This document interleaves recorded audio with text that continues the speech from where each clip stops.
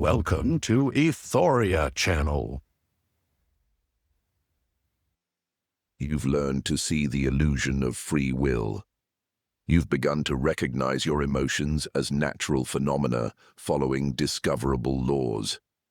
You understand that you are not separate from the universe, but a temporary expression of infinite substance. But if you think that was radical, you haven't seen anything yet.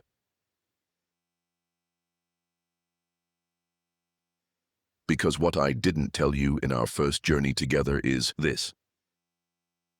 Spinoza wasn't just challenging your assumptions about choice and control. He was systematically demolishing every foundational belief that Western civilization has built upon for 2,000 years.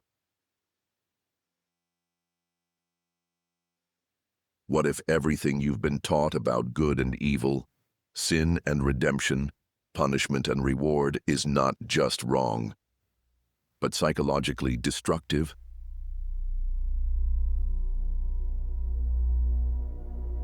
Today, we go beyond the introduction. Today, we explore the implications that made Spinoza the most dangerous thinker in European history. The ideas that got him excommunicated not just from his synagogue, but from the entire moral framework of human civilization.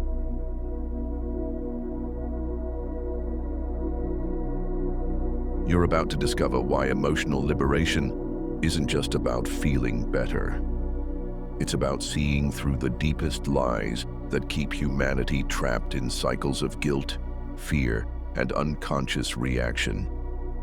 And once you see these lies clearly, you can never unsee them. Are you ready for that level of freedom?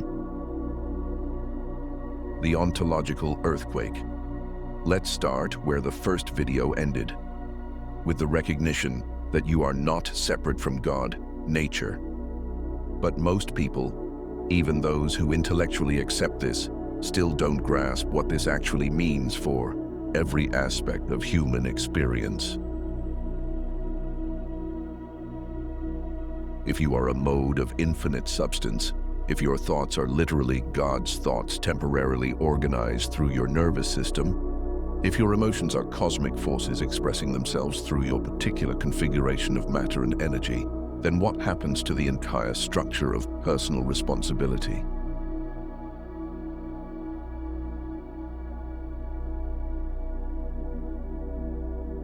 Sarah, from our last conversation, learned to see her jealousy as following natural laws. But she didn't yet understand the deeper implication that jealousy itself is not hers in any ultimate sense. It's the universe exploring the experience of jealousy through the temporary vortex of consciousness she calls herself. If your thoughts are not ultimately yours, who is responsible for what you think and do?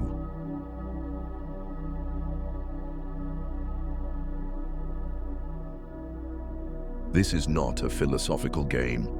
This is the ontological earthquake that brings down every moral and legal system ever devised. Marcus, the CEO who discovered his choices were just yesterday's choices on repeat. He's begun to realize something even more destabilizing. The very notion of his choices is itself an illusion. There is no Marcus separate from the infinite web of causation that produces what appears to be his decisions. But here's what most people miss. This isn't nihilism. This is the most profound liberation possible. When you truly understand that you are not the author of your experience, but the stage upon which cosmic intelligence performs the drama of existence, something unprecedented happens. The burden of being a separate self, with all its guilt, anxiety, and desperate need for control, simply dissolves. Beyond good and evil, every moral system ever created depends on a fundamental mistake: the belief that there is an essential difference between good and evil, right and wrong, virtue and vice.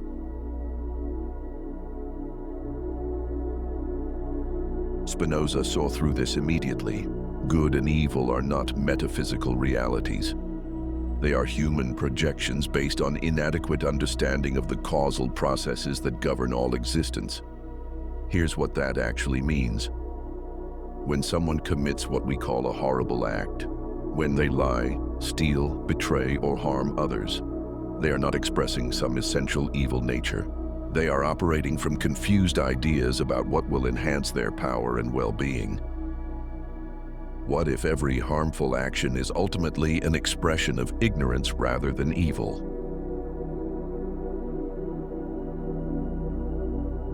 This doesn't mean harmful. Actions don't have consequences. It means the framework of moral blame and punishment is based on a fundamental misunderstanding of human nature. Lisa, the teacher who discovered joy in helping students understand, she's starting to realize that her difficult students aren't choosing to be disruptive. They're expressing the only strategies they've learned for getting their needs met in a system that doesn't understand how to serve their actual development.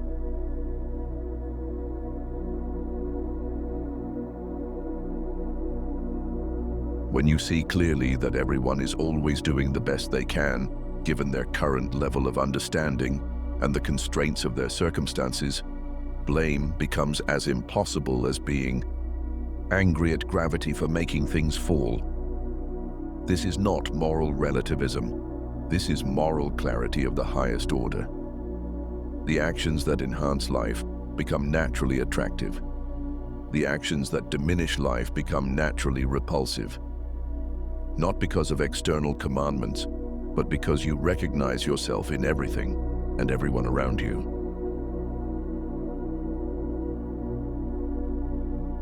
The theological revolution. Now we come to the insight that made Spinoza the most hated philosopher in European history. God, as traditionally conceived, does not exist.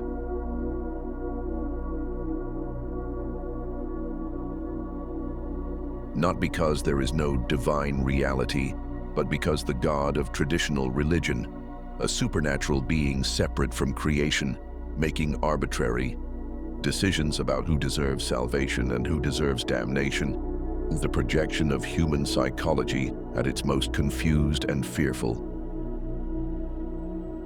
What if the God you've been worshiping is actually the cosmic expression of humanity's deepest neuroses? The God who commands, judges, punishes, and rewards is not divine intelligence. It's human authority, multiplied to infinite proportions. It's the internalized voice of every parent, teacher, and social institution that ever made you feel ashamed for being exactly what you are.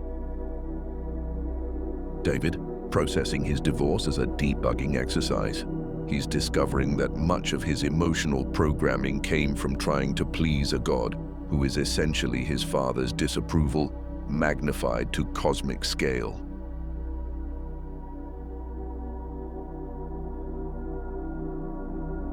But Spinoza doesn't leave you in atheistic emptiness. He reveals something far more profound. The God that actually exists, infinite substance expressing itself through every law of physics, every mathematical truth, every moment of genuine understanding, is not separate from you. You are that God, temporarily forgetting its own infinite nature.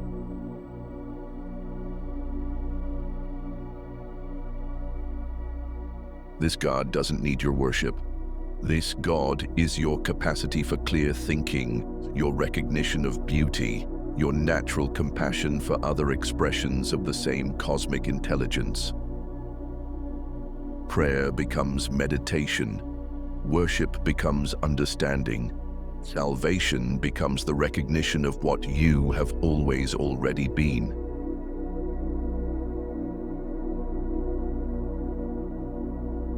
The politics of the soul.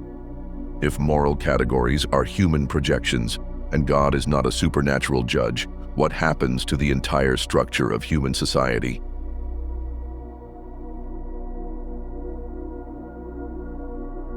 Our legal systems are based on the fiction of ultimate personal responsibility. Our educational systems are designed to control behavior through reward and punishment.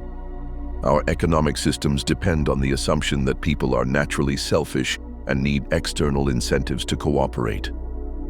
All of this collapses when you understand Spinoza's actual vision of human nature. What kind of society would we create if we designed institutions to enhance human understanding rather than control human behavior? Rachel, the therapist who saw her own hypocrisy as following predictable patterns. She's beginning to question the entire therapeutic model that treats emotional problems as individual pathologies rather than natural responses to systems that don't support human flourishing. Most people who commit crimes are not evil. They are people whose essential life force has been twisted by circumstances they didn't choose and couldn't control. They need understanding and appropriate constraints, not moral condemnation and punitive suffering.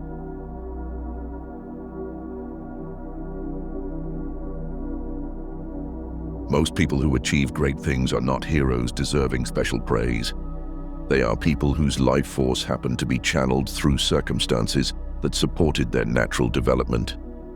They deserve gratitude, not worship. When you see clearly that everyone is doing exactly what they must do, given the totality of factors that shape their existence, the entire drama of praise and blame, reward and punishment, pride and shame simply evaporates.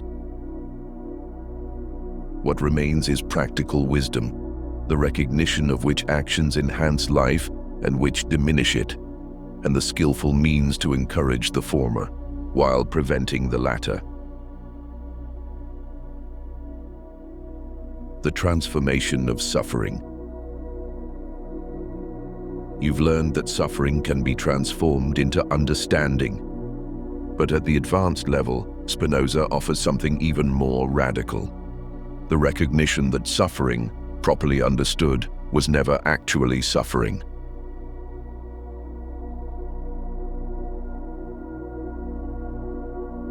This sounds impossible, even cruel. But stay with me. When David treated his divorce as a debugging process, he discovered something unexpected.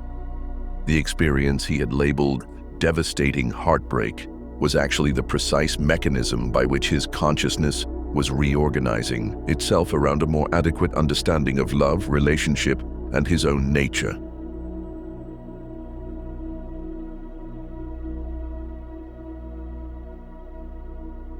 The pain was real, the disruption was genuine, but the interpretation of these experiences as suffering was based on the assumption that they were happening to him rather than as him.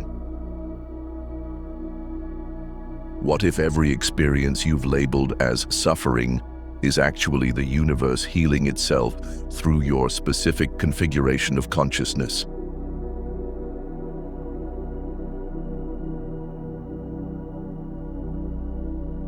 This doesn't mean you should seek out painful experiences or pretend that difficulty doesn't hurt. It means recognizing that the hurt itself is intelligence in action, your system's precise response to information about what serves your deepest development and what doesn't. Marcus discovered that 90% of his decisions were automated, but the disturbance of recognizing this wasn't suffering. It was his consciousness evolving beyond the patterns that had been limiting his potential.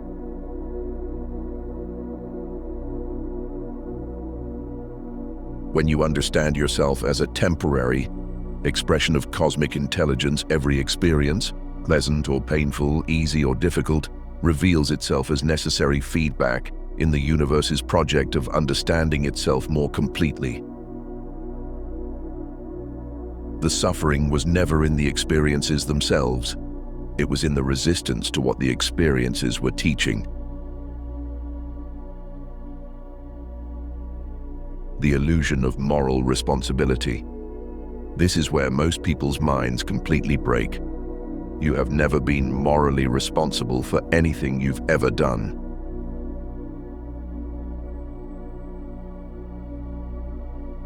Not because you are a victim, but because moral responsibility, as commonly understood, requires the very kind of ultimate authorship that we've already seen to be impossible.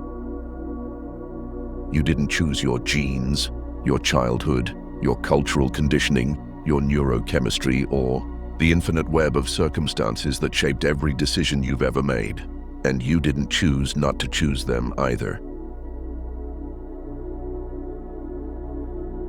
If you are not the ultimate author of your actions, how can you be morally responsible for their consequences?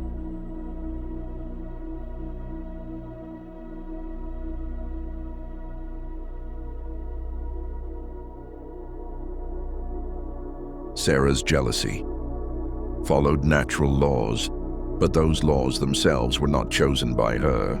The personality that experienced jealousy, the relationships that triggered it, the cultural programming that interpreted it, none of this was authored by some separate self called Sarah.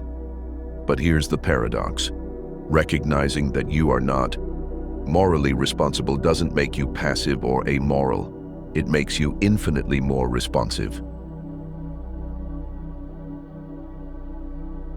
When you stop using energy to maintain the fiction of being a separate moral agent, that energy becomes available for actual responsiveness to what each situation requires. You act not from duty or fear of punishment, but from the natural intelligence that emerges when you recognize yourself as an expression of the same force that governs the movement of planets and the healing of wounds. This is freedom beyond anything moral philosophy has ever imagined.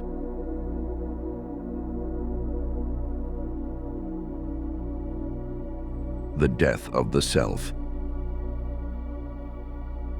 Everything we've explored leads to one final recognition that most people are not prepared for. The self you think you are does not exist.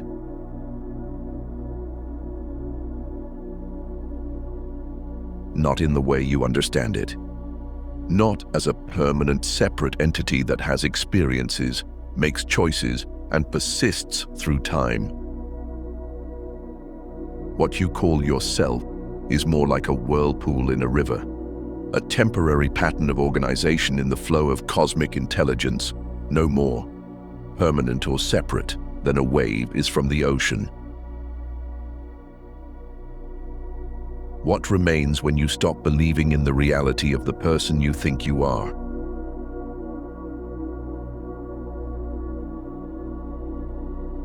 Most people hear this and think it means nihilism, meaninglessness, the loss of everything they care about. But the opposite is true. When the illusion of being a separate self dissolves, what remains is not nothing but everything. You discover yourself as the very intelligence that governs all existence, temporarily enjoying the experience of being human. Lisa found joy in teaching not because she was helping her students, but because cosmic intelligence was celebrating its own endless creativity through the patterns she had been calling her individual life.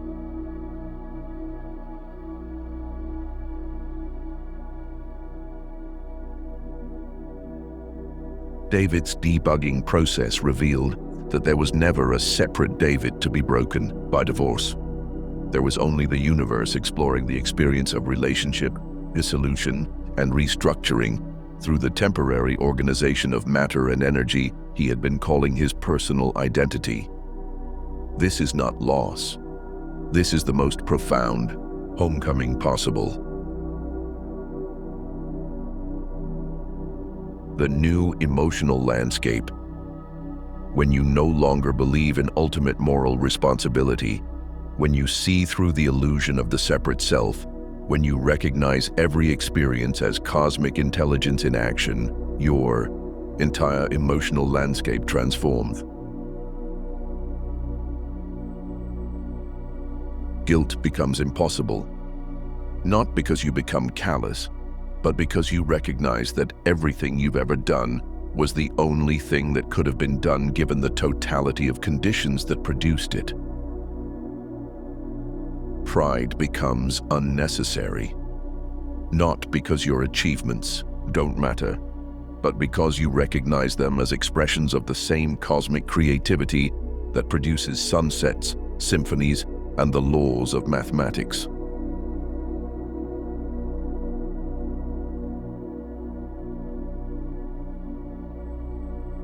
Fear transforms from resistance to appropriate caution. When you recognize yourself as an expression of infinite intelligence, you naturally take care of this particular configuration of consciousness without the desperate clinging that characterizes ego-based self-preservation. What would you do if you truly understood that you cannot ultimately be harmed because you are not ultimately separate from anything that could harm you?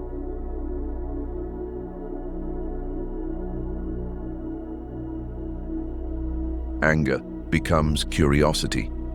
When someone acts in ways that seem harmful, you naturally investigate the conditions that produce their actions rather than condemning them for failing to be other than what they are. Love becomes natural, not as emotion you have to cultivate, but as the recognition of your fundamental identity with everything you encounter. This is what Spinoza meant by emotional liberation, not the control of emotions, but their transformation through understanding into expressions of cosmic intelligence. Living beyond the moral matrix. So how do you actually live from this understanding?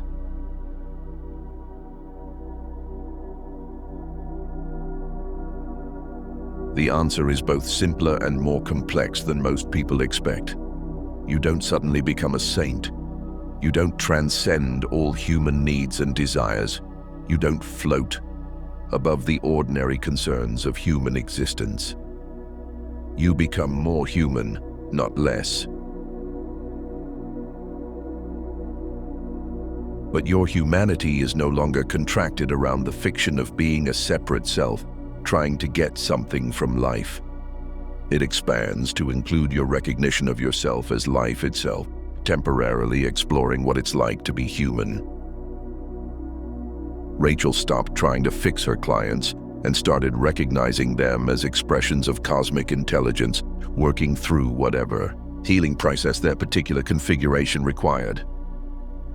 Her effectiveness increased dramatically because she was no longer imposing her agenda on their natural development.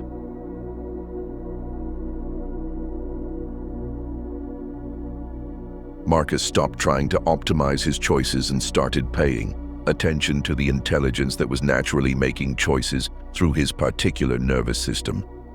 His decisions became more effortless and more effective because they were no longer filtered through the anxiety of a separate self trying to control outcomes. What if the most skillful thing you can do is get out of your own way and let cosmic intelligence live your life? This doesn't make you passive, it makes you infinitely more responsive. You act not from the compulsions of a separate self, but from the natural intelligence that governs all existence. You speak when speech serves understanding. You remain silent when silence serves peace. You engage when engagement enhances life. You withdraw when withdrawal supports healing. Not because you're following rules, but because you're expressing your nature as cosmic intelligence temporarily organized in human form.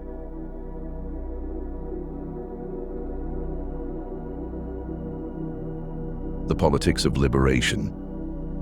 When you truly understand what Spinoza discovered, you realize that individual liberation and collective liberation are not separate projects.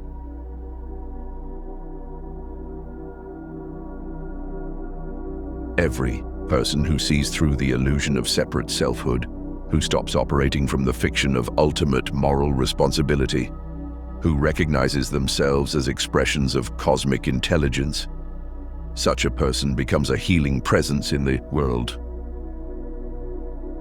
Not because they're trying to heal anyone, but because healing is what naturally happens when cosmic intelligence recognizes itself.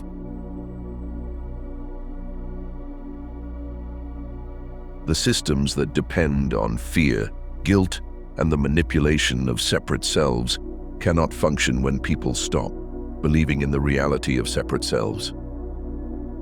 The institutions that require ultimate moral responsibility to justify punishment and control lose their foundation when people recognize that everyone is always doing exactly what they must do, given their circumstances and understanding.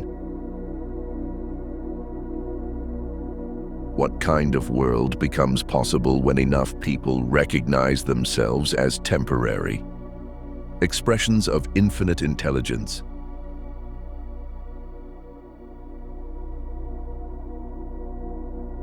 This is not utopian fantasy. This is practical politics at the deepest level, the recognition that changing consciousness changes everything. You don't need to convince anyone of these insights, you just need to embody them. The understanding is contagious not because you're preaching it, but because you're living it. When people encounter someone who has genuinely transcended the drama of separate selfhood, they remember something they had forgotten about their own nature.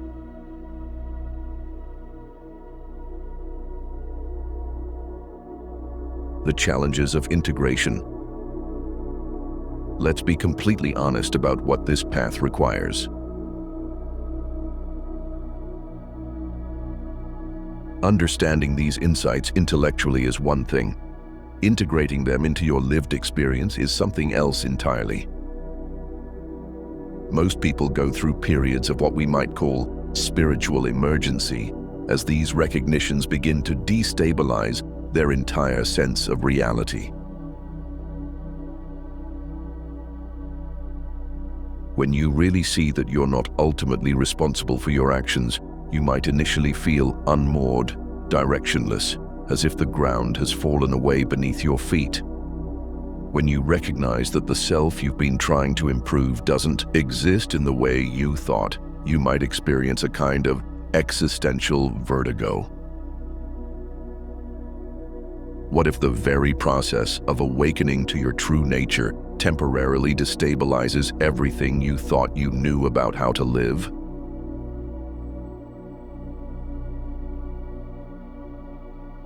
David went through months of what he called existential depression, as he realized that not only was there no separate David to be healed from his divorce, there had never been a separate David to be in the marriage in the first place. Rachel experienced periods of profound disorientation as she recognized that her entire professional identity was based on the fiction of being a separate self, helping other separate selves. This is normal. This is part of the process.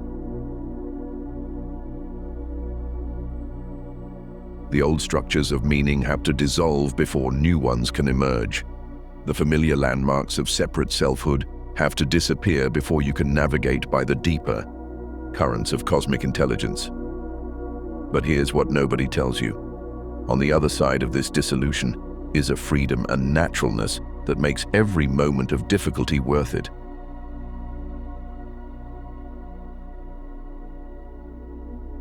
The ultimate paradox.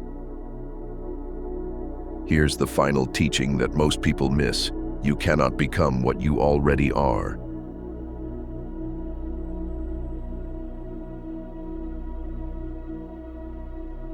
All of this work, all of this understanding, all of this seeing through illusions, all of this recognition of your cosmic nature is not about becoming something you're not. It's about remembering what you've never stopped being. You were never actually a separate self. You were never actually morally responsible in the ultimate sense. You were never actually suffering, only believing that you were.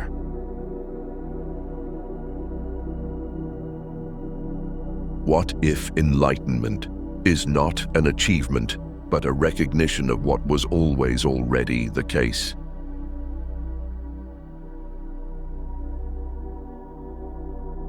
Cosmic intelligence has been living your life from the beginning.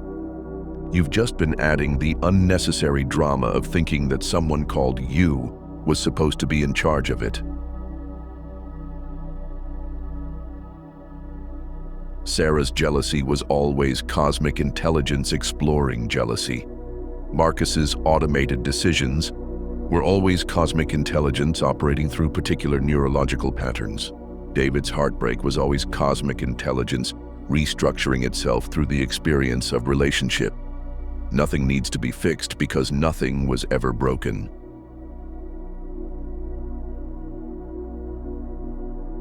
The process of understanding these insights, of integrating them, of living from them.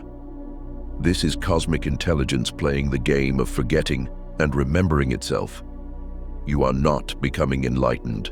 Enlightenment is recognizing that you are the very awareness in which all experiences appear and disappear, including the experience of being someone who seeks enlightenment.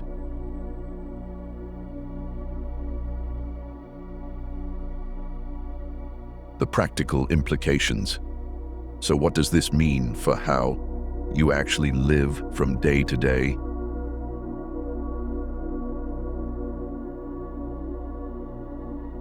It means recognizing the divine in the mundane, cosmic intelligence washing dishes, cosmic intelligence stuck in traffic, cosmic intelligence paying bills and having difficult conversations and making mistakes. It means responding to life from understanding rather than reactivity. Not because you're trying to be spiritual, but because reactivity is based on the illusion of separate selfhood that you no longer believe in.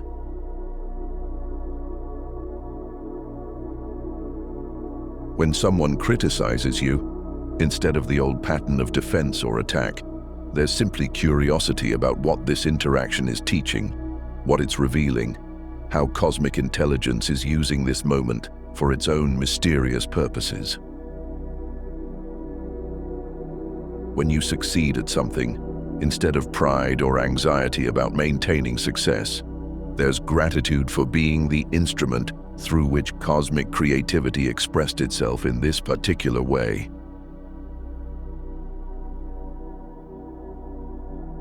How would you live if you truly understood that your life is not your personal project, but the universe's project of understanding itself?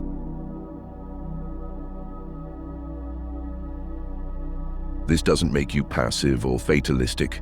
It makes you infinitely more sensitive to what each moment is calling for, infinitely more responsive to the actual needs of each situation.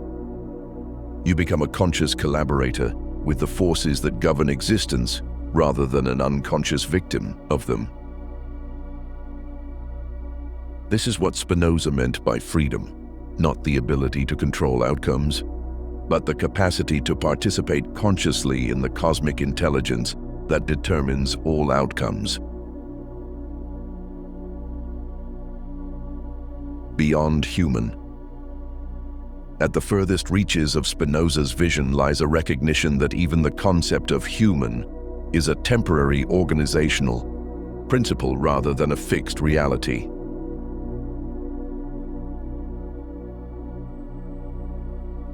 You are not ultimately human having a cosmic experience. You are cosmic intelligence temporarily exploring what it's like to be human.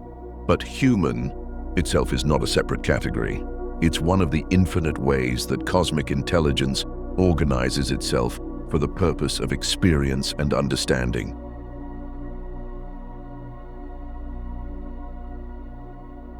The emotions you transform through understanding, the illusions you see through, the freedom you discover.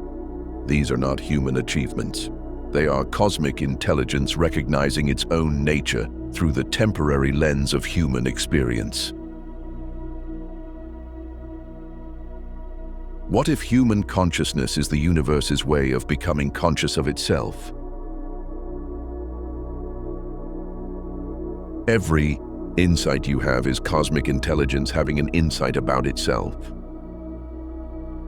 Every moment of liberation is cosmic intelligence liberating itself from its own self-imposed limitations.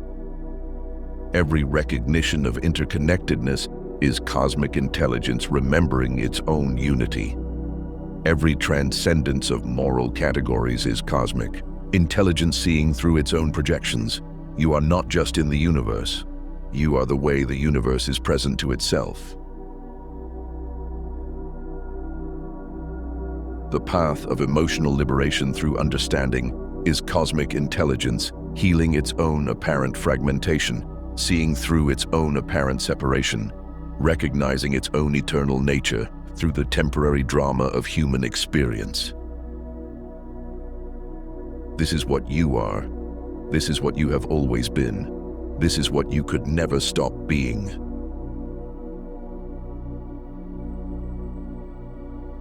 Conclusion. The end of seeking.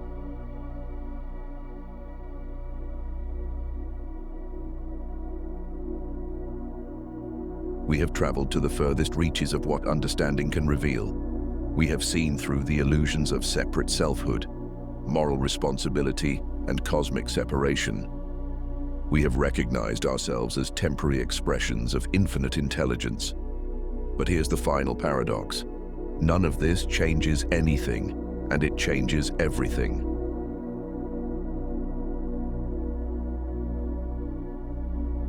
You still wake up in a human body. You still have preferences and responsibilities. You still participate in the ordinary drama of human existence. But the context has shifted so fundamentally that everything is new, even though nothing has changed. If you truly integrated everything we've explored today, would you still be seeking something, or would you finally be home?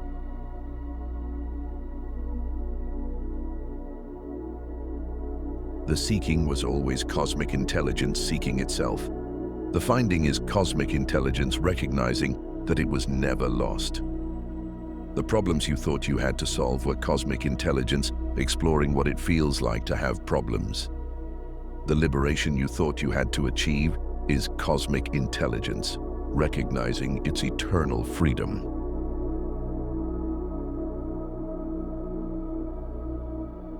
Close your eyes. Breathe. You are not someone who has learned something profound about reality.